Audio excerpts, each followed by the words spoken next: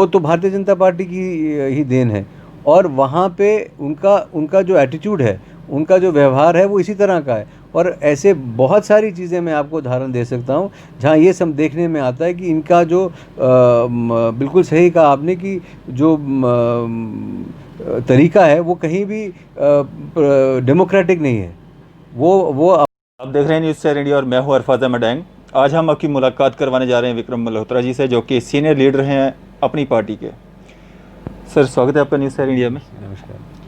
Sir, क्या कहेंगे, किस तरह की सिचुएशन अभी आप देख रहे हैं जम्मू कश्मीर की? देखिए, जम्मू कश्मीर के हालात जो हैं वो मेरे ख्याल बहुत चिंताजनक हैं।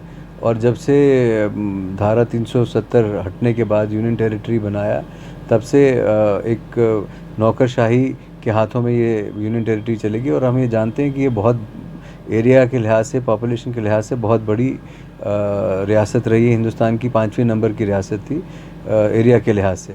और ये यूनियन टेरिटरी के तौर पे चलने के लिए यहाँ पे अभी मुझे लगता है पूरी ना तो इंफ्रास्ट्रक्चर है और ना ही यूनियन टेरिटरी बनने के लायक ये थी। पर भारतीय जनता पार्टी की केंद्र सरकार ने ये फैसला किया।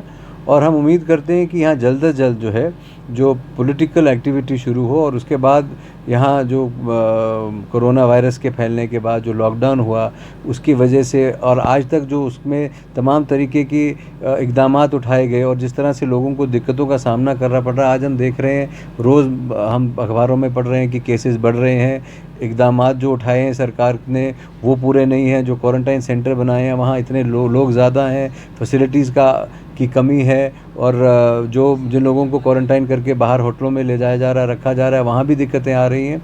सो ओवरऑल मार्केट में इकॉनमी नहीं चल पा रही है, बेरोज़गारी बढ़ रही है। और मुझे लगता है इस सारी सूरत हाल में जो एडमिनिस्ट्रेशन का रवैया है वो बहुत ही चिंताजनक है।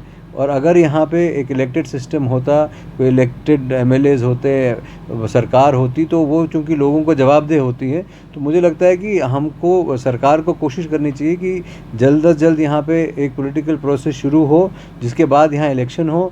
और एक पैकेज जो है, एक सेंट्रल गवर्नमेंट से पैकेज एक आए, क्योंकि ये जब जम्मू हो चाहे श्रीनगर हो, टूरिज़्म पे डिपेंडेंट है। जम्मू रिलीजियस टूरिज़्म, माता वैष्णो देवी, अमरनाथ जी की यात्रा का टूरिज़्म और बाकी मंदिरों को जो देखने आते हैं लोग, और कश्मीर में टूरिज़्म है। तो वो दोनों तरह से अफेक्टेड है। और देश तो लॉकडाउन में पिछले 3 महीने से था, हम तो अगस्त 5 से लॉकडाउन में हैं। सो इन सभी हालात को देखते हुए मुझे लगता है सरकार की तरफ से एक इकोनॉमिक पैकेज जो है उसका इंतज़ार सब लोगों को है। और हम भी यही उम्मीद करते हैं कि आने वाले दिनों में इससे निजात हमको मिलेगी। ये जो अफसरशाही, नौकरशाही का बोलबाला है, उससे कहीं निजात मिलेगी। विक्रम सर, मेरा आपके साथ पहला इंटरव्यू है, इसलिए मैं थोड़ा जानना चाहूँगा, क्या कारण रहे कि आपको नेशनल पार्टी छोड़ के जो है रीजनल पार्टी में आना पड़ा? क्या वहाँ पे नेशनल पार्टी में कुछ दिक्कतें आ रही थी कि आप लोगों की समस्याओं को जो है हल करवाने में कहीं दिक्कत आ रही थी? देखिए, आपको जब हमारे जम्मू कश्मीर अपनी पार्टी का गठन जो हुआ वो 370 टूटने के बाद हुआ जी। और 370 टूटने के बाद जो हालात बने, जिस तरह से यहाँ लॉकडाउन लगाया गया, कुछ सरकार की मजबूरियाँ थी, उसके बाद एक पॉलिटिकल प्रोसेस जो है उसको शुरू करना था। और उसके लिए वादी से, कश्मीर से एक डिसीजन जो है वो भारतीय जनता पार्टी की सरकार ने लिया कि भाई हम स्टेट को तोड़ेंगे, लद्दाख को अलग यूनियन टेरिटरी बनाएंगे, जम्मू और कश्मीर को इकट्ठा रखना है। अब जब जम्मू कश्मीर को इकट्ठा रखना है तो जाहिर सी बात है, अगर कल इलेक्शन होंगे, चुनाव होंगे, तो दोनों खित्तों से लोग चुनाव लड़ेंगे, इस इलेक्शन लड़ेंगे। और हमने देखा कि बहुत सारी पार्टीज़ का जो कश्मीर बेस्ड रीजनल पार्टीज़ हैं उनका रुख अलग रहा। उन्होंने इलेक्शन बॉयकॉट किए, पहले असेंबली के पंचायत के इलेक्शन बॉयकॉट किए, फिर पार्लियामेंट के उन्होंने लड़े भी। और आज फिर वो जो अभी तक वो 370 के वापस आने की उम्मीद में अपनी राजनीति चलाना चाहते हैं। पर ये कुछ लोग थे जो आगे आए, बुखारी साहब ने हिम्मत दिखाई और कश्मीर से कुछ लोगों को इकट्ठा किया, जिन्होंने कहा कि नहीं, हमको लोगों की भलाई के लिए, हमको पॉलिटिकल प्रोसेस आगे चलाने के लिए हिंदुस्तान ने जो फैसला लिया है, वो चाहे सुप्रीम कोर्ट में अभी है, पर हमको आगे चलना है, क्योंकि लोगों को नौकरियां चाहिए, लोगों को रोज़गार चाहिए, लोगों को काम चाहिए, बिज़नेस चाहिए।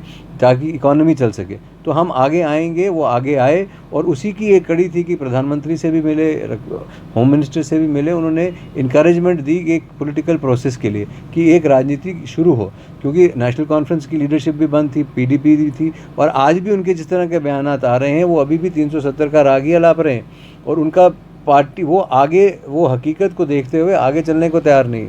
सो नेशनल इंटरेस्ट में था कि ऐसे लोगों को इनकरेज किया जाए कि जो लोग आगे चलने को के लिए आगे बढ़े हैं और जो आगे चलना चाहते हैं, जो लोगों के लिए। अब राजनीति नेशनल कॉन्फ्रेंस करे, कांग्रेस करे, पीडीपी करे, 370 पे करते रहें। हमारा मुद्दा ये है कि एक स्टेट हमारी वापस आए, हमारे लोगों का डोमिसाइल जो नौकरियां हैं वो प्रोटेक्टेड हों, लैंड बची रहे, और आगे लोगों की भलाई और डेवलपमेंट कैसे हो।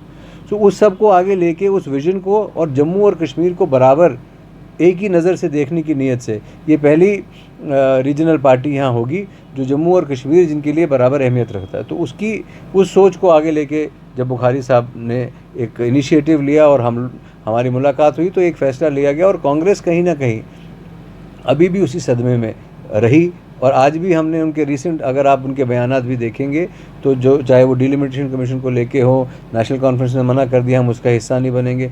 अगर वो उसका हिस्सा नहीं बनना चाहते फिर पार्लियामेंट से रिज़ाइन क्यों नहीं कर दिया उन्होंने।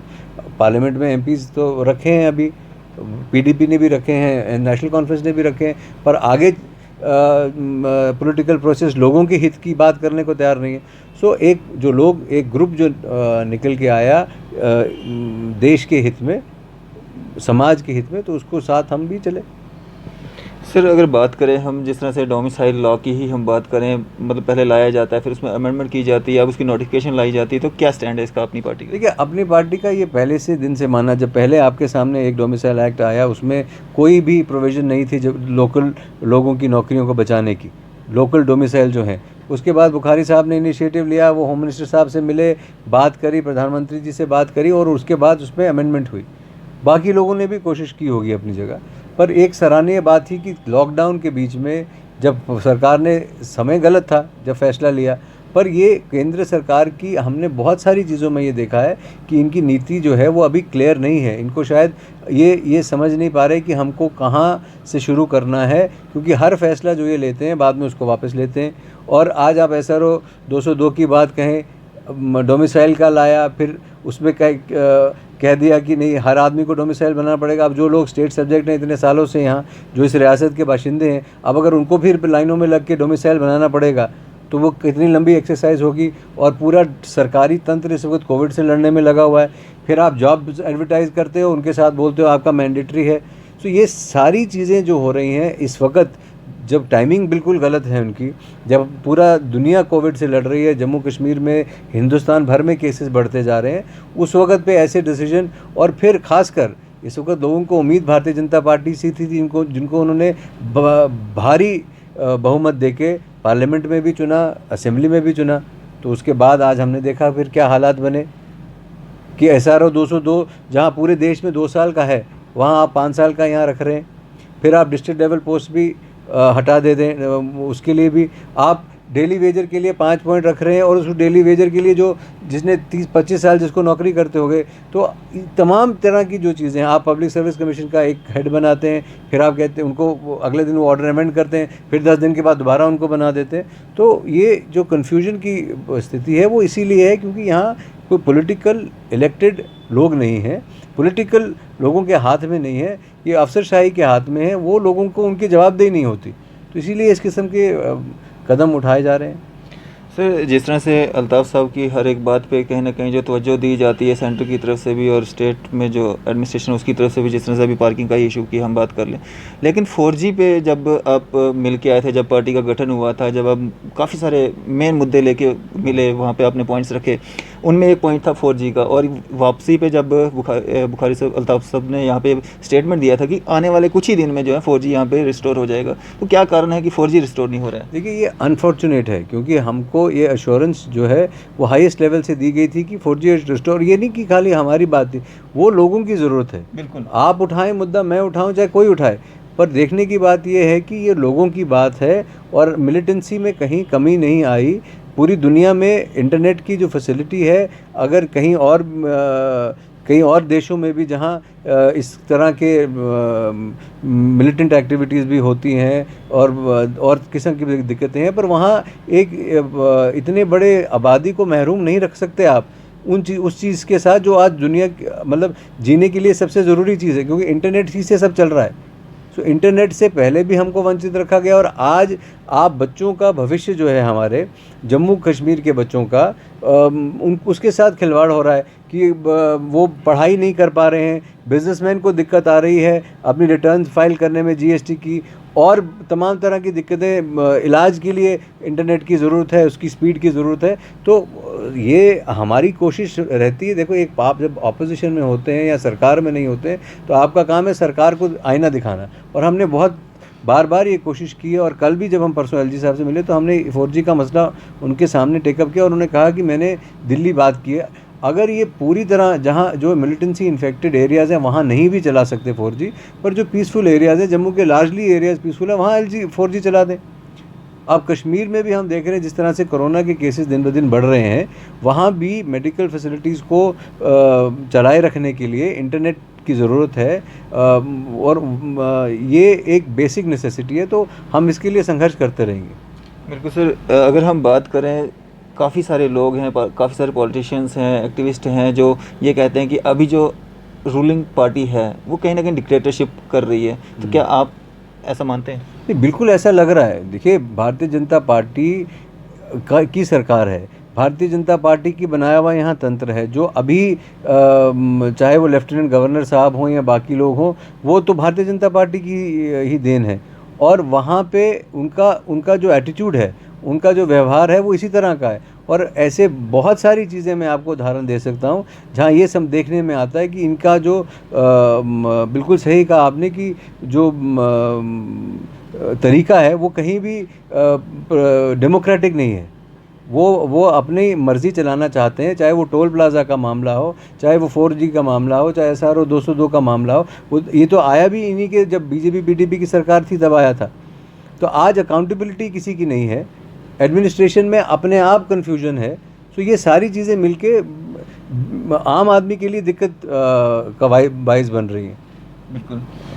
तो विक्रम सर, जिस तरह से अभी कुछ दिन पहले एक स्टेटमेंट आया था रविंद्र रैना जी के द्वारा, बुखारी और कांगड़ी नहीं चलेगी, क्या कहना चाहेंगे? देखिए, रविंद्र रैना जी की बातों को सीरियसली मुझे नहीं लगता कोई लेता है, यहाँ जम्मू में भी कोई लेता है। बीजेपी को, ये खुद बीजेपी का इंटरनल मामला है, उनको फैसला करना है कि उनको किस किस्म के, वो एक नेशनल पार्टी है, देश पे राज कर रहे हैं, अगर इस किस्म के वक्तव्य देने वाले व्यक्ति को उनको स्टेट का हेड रखना है, वो किसको खुश करना चाहते हैं, और उनकी हर बात का जवाब, वो एक कोर्ट जेस्टर की तरह बिहेव करते हैं। वो हर बात में चाहते हैं कि मैं लोगों में सनसनी फैलाऊं, पर आप बहुत समय हो चुका, लोग समझ गए हैं कि इनकी बातें कथनी और करनी में कितना फ़र्क है। हर बारी उस तरह से ड्रामेटिक तरीके से बात करने से मुझे लगता है कि उनको, वो संजीदा एक बड़ी पार्टी के प्रेसिडेंट है और उसका उनको मान रखना चाहिए। विक्रम साहब, किन किन मुद्दों को लेके, क्या मैनिफेस्टो में है आपका, किन मुद्दों को लेके आप लोगों के बीच में जा रहे हैं, आवाम के बीच में? देखिए, हमारा मेन जो मुद्दा, हमारे 5-6 जो मेन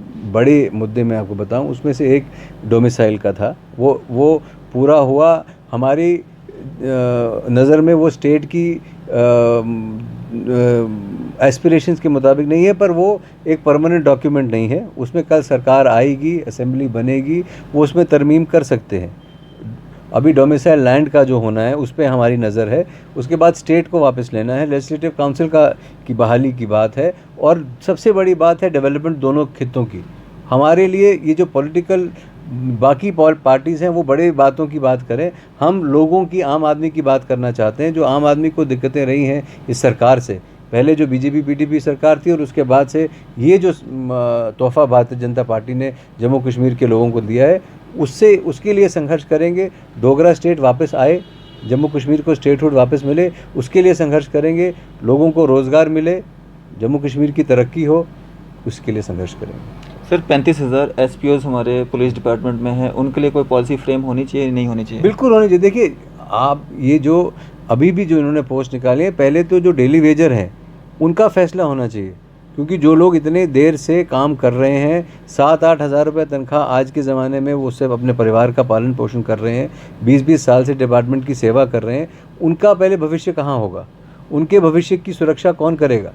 उसको उस पहले सुरक्षित करके जो एसपीओज आपने एंगेज किए हैं, कितने उनमें से शहीद हो गए बिल्कुल। तो लाइन ऑफ ड्यूटी पे, तो उनकी सिक्योरिटी, उनके परिवार की सिक्योरिटी क्या होगी, उसके ये सब चिंता के विषय हैं और इस पे हम बहुत सीरियसली चाहते हैं कि सरकार भी इस पे विचार करे। फिर क्या मैसेज रहेगा आम जनता के लिए? और एक क्वेश्चन मेरा लास्ट पे और रहेगा कि लोगों के जहन में कहीं ना कहीं ये चीज़ जो है बस गई है या बसाई गई है, चाहे आप कैसे भी उसको ले लें, कि अपनी पार्टी जो है बीजेपी का पार्ट 2 है। एक बात, दूसरा कहीं ना कहीं शक जो है वो यहाँ से जाहिर हुआ है लोगों के दिमाग में, जो एकदम से गठन होता है और एकदम से पीएम मोदी साहब या वो समय दे देते हैं और इतनी बातचीत होती है। देखिए, मैंने आपसे पहले भी कहा, अपनी पार्टी का गठन जो है वो किन हालात में हुआ। ये वो लोग हैं जो आगे आए उस मुश्किल हालात में, जब देश के लिए एक बहुत बड़ा चैलेंज था। जब हम भारतीय जनता पार्टी या नरेंद्र मोदी जी की बात करते हैं तो वो as the prime minister of this country हैं, अमित शाह होम मिनिस्टर हैं, वो भारतीय जनता पार्टी के होंगे, वो एक अलग चीज़ है। पर हिंदुस्तान के प्रधानमंत्री ने कुछ ऐसे लोगों को मिलने को बुलाया जो लोग इस बात को मान के आगे चलने को तैयार हुए कि 370 के बाद आगे हमको कैसे काम करना है। हम अपने लोगों को ऐसे नहीं छोड़ सकते, हम अपने लोगों को अफसरशाही के भरोसे नहीं छोड़ सकते। हमको पॉलिटिकल प्रोसेस लानी है, हमको लोगों को नुमाइंदगी देनी है, हमको लोगों को आगे लाना है, आम लोगों में विश्वास जताना है कि यहाँ पॉलिटिकल प्रोसेस शुरू होगा और पॉलिटिकल प्रोसेस शुरू करना है और पूरी दुनिया की नज़रें हम पे हैं। तो उन्होंने एक बीजेपी के लीडर की हैसियत से नहीं बुलाया। रहा सवाल आपकी दूसरी बात का, बीजेपी की बी टीम होने का तो सवाल ही पैदा नहीं होता। वो तो लोग कहने को तो कांग्रेस को नेशनल कॉन्फ्रेंस की बी टीम कहते हैं, पीडीपी भी कांग्रेस के साथ रही, पीडीपी फिर बीजेपी के साथ भी रही, फिर क्या उनकी बी टीम है? नेशनल कॉन्फ्रेंस, उमर अब्दुल्ला साहब बीजेपी में मंत्री रहे, फिर क्या बीजेपी की बी टीम थी नेशनल कॉन्फ्रेंस? फिर नेशनल कॉन्फ्रेंस कांग्रेस के साथ आ गई। आज हम अपने बलबूते पे इलेक्शन लड़ने वाले हैं, हम अकेले अब सारी सीटों पे अपनी पार्टी चुनाव लड़ने वाली है। आप जब बात करने की बात है तो बीजेपी को ने जो बेड़ागर्क जम्मू का किया है उसी पे तो हम चुनाव लड़ेंगे। जो इनके खिलाफ आज हमने अगर चुनाव लड़ना है तो बीजेपी के खिलाफ ही लड़ना है, क्योंकि इन्होंने लोगों का जो मैंडेट था उसके साथ धोखा किया। जो इनको इतना भारी मैंडेट लोगों ने असेंबली में, कॉरपोरेशन में, पार्लियामेंट में दिया था, उसके धोखे के साथ वही तो हमारा प्लैंक है। तो इसमें ये जो भ्रम फैलाने की कोशिश की जा रही है, मुझे लगता है ये बिल्कुल गलत है। जम्मू कश्मीर अपनी पार्टी अपने दम पे खड़ी होगी और अपने दम पे चुनाव लड़के आपके सामने सरकार बनाएगी। क्या मैसेज देंगे आम जनता के लिए? आम जनता के लिए हमारा यही है कि इस वक्त अपने आप को सुरक्षित रखें, ये मुश्किल समय है, बाकी चीज़ें तो बाद में होती रहेंगी। पहले अपनी और अपने परिवार की सेहत का ध्यान रखें, सेफ्टी के सारे जो तरीके हैं उनको अपनाएं, सैनिटाइज़ करें, मास्क लगाएं, बाहर जाएं तब भी मास्क लगा के बाहर जाएं और एक दूसरे की इस मुश्किल घड़ी में मदद करने की कोशिश करें। शुक्रिया सर हमारे साथ बातचीत करने के लिए और अपना कीमती समय देने के लिए। ये थे हमारे साथ विक्रम मल्होत्रा जी, जो कि अपनी पार्टी के सीनियर लीडर हैं, जिन्होंने अपने व्यूज़ हमारे साथ साझा किए। मैं Arfaz Ahmed Dang, news share India के लिए अदरिस मोहम्मद के साथ।